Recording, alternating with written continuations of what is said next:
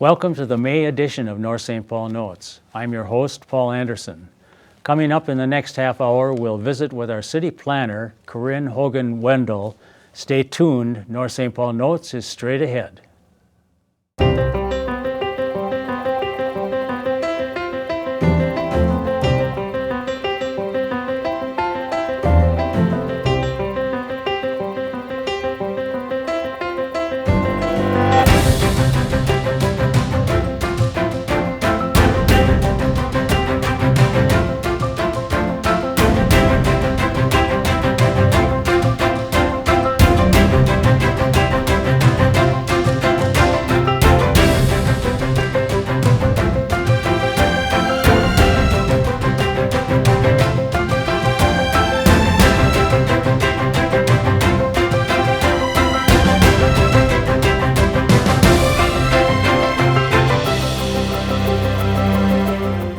Hello and welcome to the May edition of North St. Paul Notes.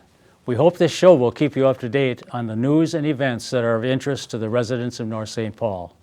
Our guest today is City Planner Corrin Hoegen-Wendell. She will plan, direct, and provide leadership for the planning function of the city. Corrin enjoys planning for cities and neighborhoods, implementing comprehensive plans, and promoting community outreach. Corrin is here in our studio today. Welcome, Corrin. Thank you for having me. Good to have you here. I realize, and I feel kind of sorry for you because you're so new into the job that I may come up with some questions that you don't necessarily have good answers for yet. Oh. But that's why I said before, maybe we'll have to have a repeat performance later on after you've been here about a year or so. Yes, that's very good. Then you'll be very experienced at it. But I understand that you have a degree in architecture from Ohio State University. Yes. And maybe you could tell us what additional degrees you have or experiences that you bring to North St. Paul. Sure. So I do have a degree in architecture, so a Bachelor of Science in Architecture from Ohio State, and I also have a Master's of City and Regional Planning from Ohio State as well. Okay. And so that pairing of architecture and planning is where my passion kind of led me in the beginning to be first a professional as an urban designer and senior planner with the city of Columbus in Ohio. Okay. And then right where Ohio State is located. Correct. Yep, just downtown. Right. And so Columbus is almost a city of 1 million people. So I think it's about 850,000. It's a very comfortable place, I recall, because I mentioned to you that my son attended school there. That's right. I always remember the German area of town. Yes, German Village. Yep. That was always very interesting. Good food there, too. Very good. Yeah. Yes. Yeah, a lot of, Schmitz, and then they have a sausage Haas, Yes, H-A-U-S. Right. I remember that. Yeah. And that's a fun place to go. So yeah, Columbus has a lot of different neighborhoods, a lot of different commercial areas, and so it was a great first experience as a planner, being right next to a large university, and also kind of an expanding city, right? Which was great. From there, I actually went down to Georgia for 3 years. What part of Georgia? It was just south of Atlanta. Okay. So about 30 to 40 minutes south. So it's a suburb of Atlanta. Yes. Yeah, Hampton is where I lived, and I was a planner in Riverdale, which is an urban city just outside the first ring of Atlanta. Well, I think many people from Minnesota have experienced the traffic in Atlanta. Yes, correct. So, yes, 75 is quite bustling. Not an easy place to get around. No, not at all. Yeah, so they had different challenges. I'm sure. In that. Yeah. Absolutely. So I was a senior planner for a smaller city, about 12,000, and almost the same square footage as North St. Paul. Sure. And that was a great experience. And then from there, we moved up to Minnesota, and I had a position in the city of Jordan in Scott County as their senior planner. How large is Jordan again? Jordan is about 6,000 people, okay. And the same square mileage is here, so about three square miles in the city. So you moved to the huge city of North St. Paul. Right, that's correct, yes. Yes, more people, twice as many people, but same amount of space. Okay. So, and similar opportunities, I think. Sure, okay. And those experiences, I would think, would certainly benefit you in your work here. And you're familiar with the terminology and the kinds of things that planners need to know. And so I guess that's a real benefit for you and maybe for the city of North St. Paul too. Yes. So how has your experience been so far? It's early, I know. Oh, sure. It's been great. Yeah, I think this is my 6th week.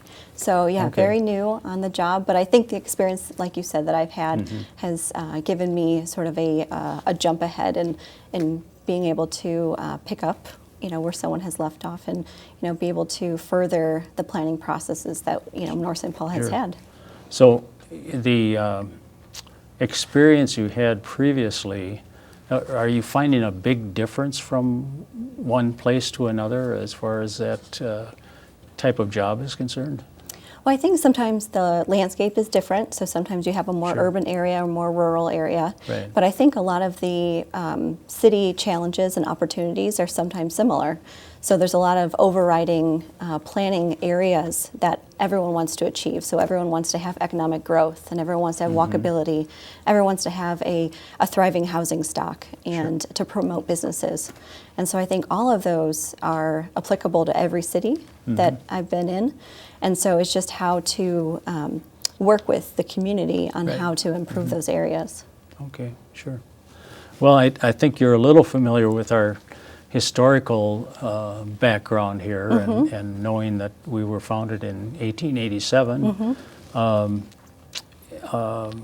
We, of course, benefited originally from a pretty good plan. And in looking at the history of the city, I guess I found very little information about how that planning actually took place.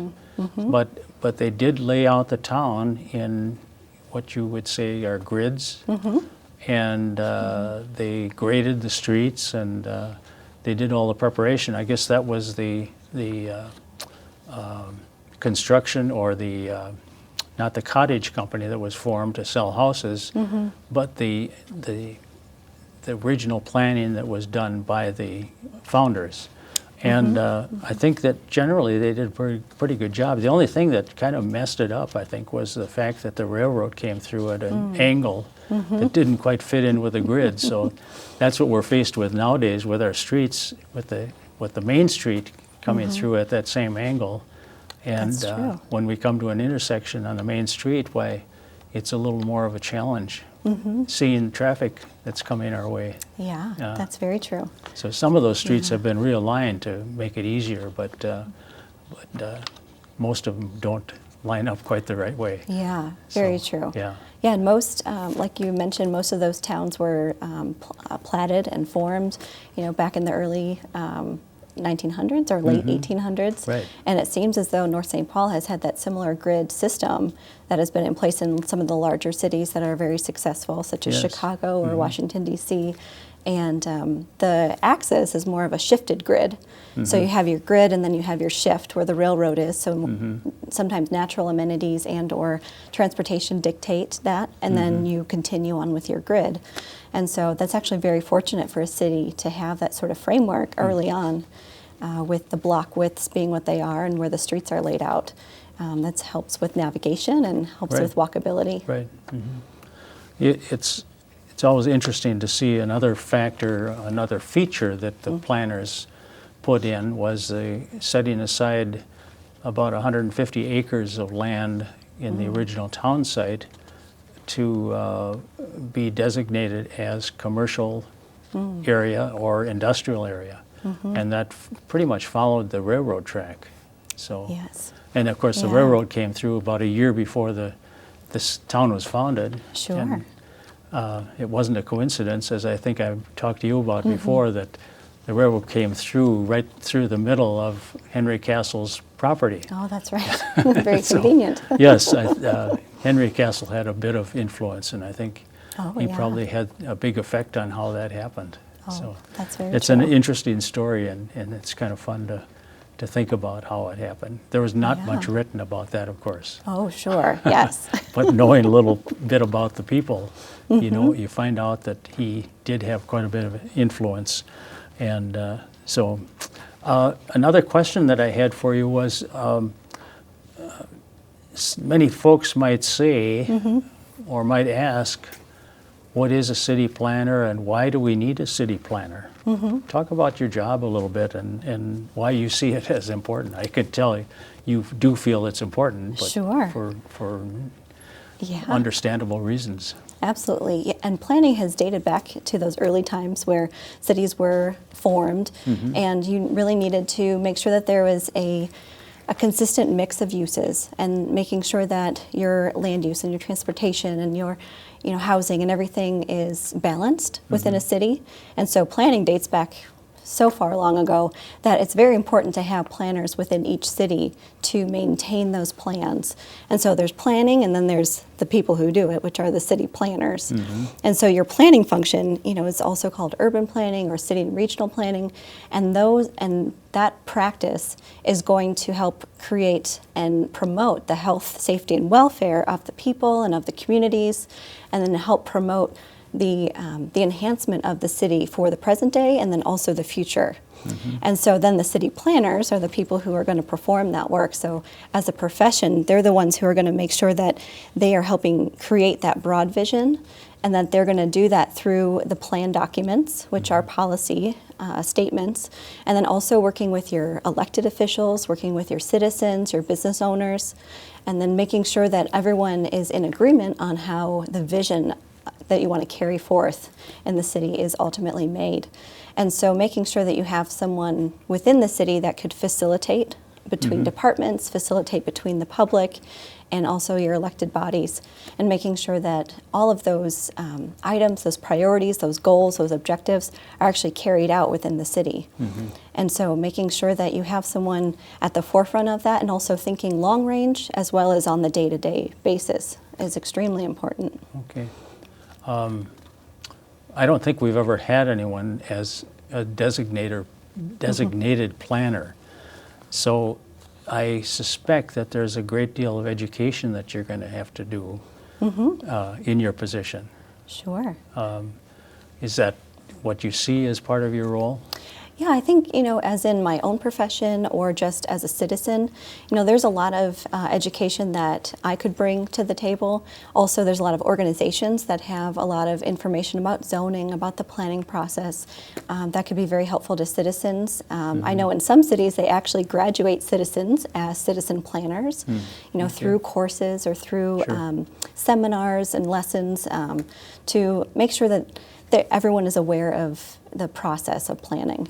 And it's very helpful just to continue that education so that people can understand change and how to make sure that it's a positive change for the community. You came to a city with a historic downtown district, and I guess I'm wondering, how do you view that feature? Do you consider that a real advantage or disadvantage, or what's your feeling on the downtown? Sure. Always having a downtown is going to be a plus for any city. That is going to be a major advantage. Of course, there's some suburbs that had to build their own downtown in the recent past. Yes, absolutely. And so they have figured out that they didn't have that common space, that community kind of central point for everyone to walk to, or to have small businesses, because in a lot of the suburbs you have a lot of that larger commercial, larger retail that you really can't walk between. You have to use your car. And so having a tight-knit community that has a downtown is really advantageous, and it really creates a place. And so ultimately that's what planning is about. It's about place making. And so to preserve the downtown and to make sure that it's a place that people want to walk to, a place that people want to enjoy, there's actually a lot of different elements about the downtown that actually make it something that people are going to be really interested in. So it's our job to make sure that we are keeping up the appearance, that we are making sure that the businesses are viable downtown, that they have kind of economic incentives or different things that we can help through the city to make sure that they are thriving in the downtown. But just aesthetically, looking at the downtown, it's kind of a longer road, which is great. It's off of a gridded system, which is easy to find, which is great. You have sidewalks, you have street trees, you have street furniture. You have a nice edge with all the buildings following sort of mostly an edge. So you want to create sort of a visual space and the roadway isn't too wide, so you're able to cross over. So you have great crosswalks and different areas where people can sit and just enjoy their day. And so I think to revitalize and to make sure that we carry the Main Street through to the next generations, we just have to make sure that we keep up all of those amenities. And they may seem just like sidewalks or trees to some, but those are really the fabric of what makes a great street in general. And so it's very important that we keep that within our downtown and keep that within the city. Right. A lot of people weren't aware of the fact that when the streets were platted, the main street was very wide, and it's still fairly wide, but with the angled parking, it takes up a lot of space. But originally, back in the 20s and 30s, the traffic lanes were right along the curb, and there was parking right in the center of the street. So people would just pull into the center and park their I've seen that. whatever they were driving, and then the driving lanes were next to the sidewalk. So that's something that has been a big change in the downtown area. And we do have a number of historic buildings. However, a lot of those we've lost, unfortunately. So there are some negatives about the downtown, and I know that a lot of people wonder about what happened to the downtown. Why isn't it like it used to be? But of course, retail has changed a lot, and the Maplewood Mall was built, and White Bear Avenue expanded, and there's a lot of business there that used to be in North St. Paul. Oh, sure. So that's a big change, and many people miss that kind of retail that was available previously. Right. So that's a problem that I think the city is trying to think about and deal with, that we can make it kind of revitalize the downtown area to make it more interesting for people. Yeah. And so. Well, and there's a National Main Street program, in the Department of the Interior, and so I brought some of their guiding principles that we think are going to be something that is going to help infuse the downtown, and so working to improve that commercial district image, like I talked about with the physical appearance, is important. Building consensus among all the stakeholder groups, so making sure the elected officials and the citizens, and then also the business owners, they're all on the same page, with what they want for the downtown. Marketing that commercial district with its characteristic, is very unique. How it is. Sure. And then also make sure that we strengthen the existing economic base of our downtown. And the last one is to actually put those commercial historic buildings back into use. Yes. And so if those are the priorities, then that is something that we can work towards. And then hopefully, over time, we'll get back to a thriving downtown. Now, is that what's called a redevelopment plan that you're talking about too? So some of those ideals are in the redevelopment master plan. Okay. So yes, that's one of the documents that we have. Within the city, we have our comprehensive plan. So that's our 20-year document that's going to oversee all the different policies that we would like to see within the city. And then that includes our land use, transportation, housing, economic development, natural resources, parks and open space. Sometimes they have other areas, public utilities. And then within that, we have our redevelopment master plan. So that's going to be how we're going to economically infuse the city and make sure that we have different policies in place to make sure the Main Street thrives, that our other commercial areas thrive. And so a lot of those principles are included in there. We have chapters on revitalization and reuse. Infill development is very important. We may find that as we grow in population, we may become more dense. So we need to make sure we plan for density in the appropriate amount. We want to make sure that the design is quality within our city. Also, we want to... I think that partially comes about because of your background in architecture. That's right. It gives you some more knowledge about what is good and what might be bad. Yes, absolutely. Yes, when developers come in with plans, or even existing commercial owners, I'll be able to talk with them about design and really relate back to the redevelopment master plan and the design standards that we have already in place, and really help guide them to a good design that's going to be fitting Right. within the city. And normally it's very easy changed if there are some items that don't quite fit. Normally that could be easily fixed and changed for the city, Sure. which is nice. But yes, with the architecture background, it's helpful to kind of know historically what design Right. looks like, the details of a certain building, which make it what it is. Sure. And then also materials, what are appropriate materials for the city. And so, yeah, the redevelopment master plan is very helpful for that. We'd also like to see more landmarks or more gateways into the city and really announce it. You are in North St. Paul. I know the snowman's very helpful, but it would also be nice to have other types of markers Right. within the city. Yeah, I think signage is a problem right now. Though. We just don't have that much, and it's always a Yes. challenge to get that in place. Right. Yeah. Yeah, absolutely. So you are working with some of the commissions in North St. Paul. Can you talk Yes. about those a little bit, or what you'll be dealing with on commissions? Sure. So in addition to the day-to-day zoning permits that I'm in charge of and all the different long-range and short-range processes, I also staff the Planning Commission, and then I also staff the Design and Historical Review Commission, as you know. Yes, right. As Since you are a I part sit of. on that. That's right, Yeah. as you are a part of. And so we also have our Park and Rec Commission and then our Environmental Advisory Commission, and those are staffed by others, but I staff these two. Okay. And so it's great to have that connection with the commissions.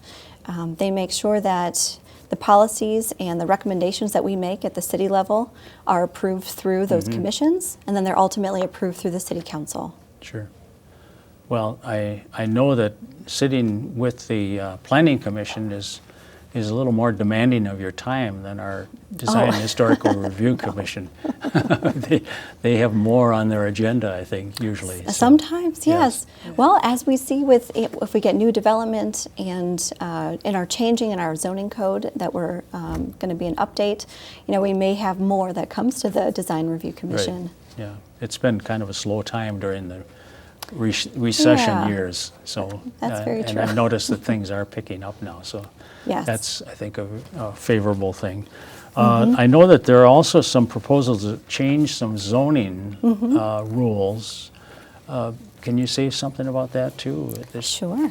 So our zoning code is, and in any city, it's a very much an ever-evolving document. So this is going to be something that as the time changes, as building codes change, as materials change, and also as the city adapts and evolves to different buildings. Sure. And we are going to make sure that we are up to date in our zoning code so that we support development, that we're supporting change within our city, but then we're also making sure that those design standards are in place Right. and that we get the quality of design that we need within our city. And so our last update was in 1999, and so 99, so 99. it's been a while.